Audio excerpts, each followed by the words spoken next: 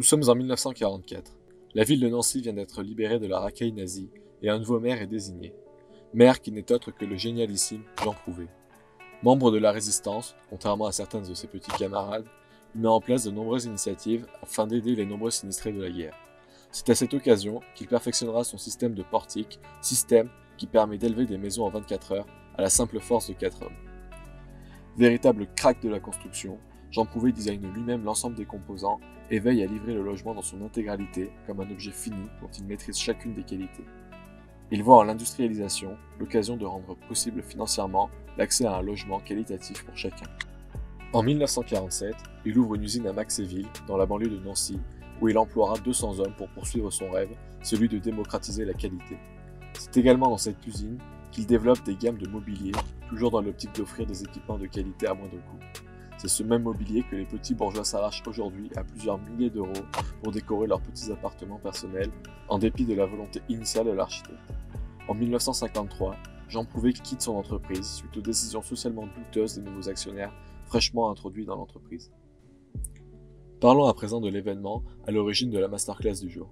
L'hiver 1954 voit les assauts des vagues d'air froid sibérien déferler sur la France. Près de 85 cm de neige tombent à Perpignan et les températures négatives déciment les sans-abri de la capitale.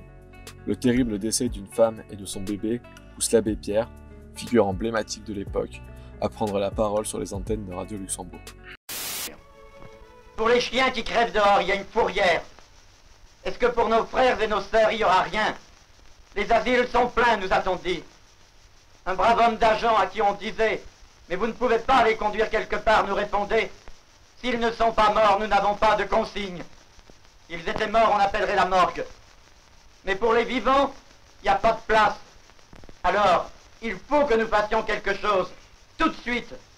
Ce n'est pas possible que nous dormions tranquilles pendant qu'ils meurent dehors. » Animé par une grande humanité, Jean Prouvé donnera suite à cet appel et conçoit un bijou d'architecture moderne, la Maison des Jours Meilleurs.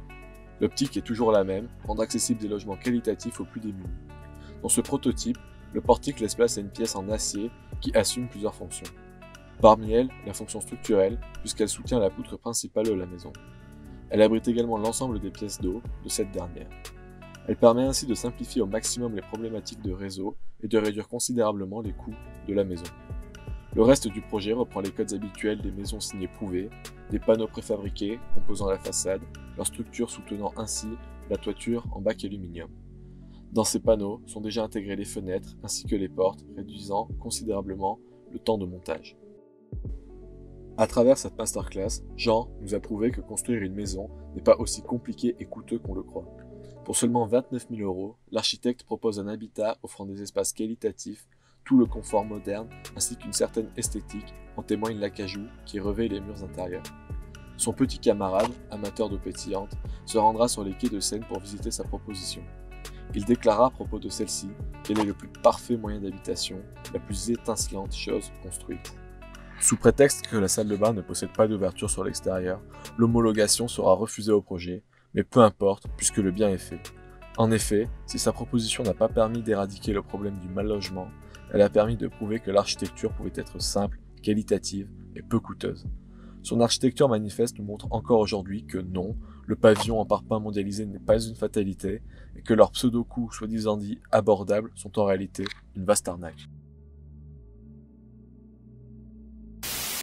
Chaque époque doit marquer son temps, mais je trouve qu'actuellement, rien ne marque notre temps en matière d'architecture à part l'exception. Et je trouve qu'il est navrant que ce soit l'exception. Tout ce qu'on fait pour le plus grand nombre, c'est laid, c'est moche, c'est trompeur, c'est de l'escroquerie. C'est ça qui m'apparaît grave.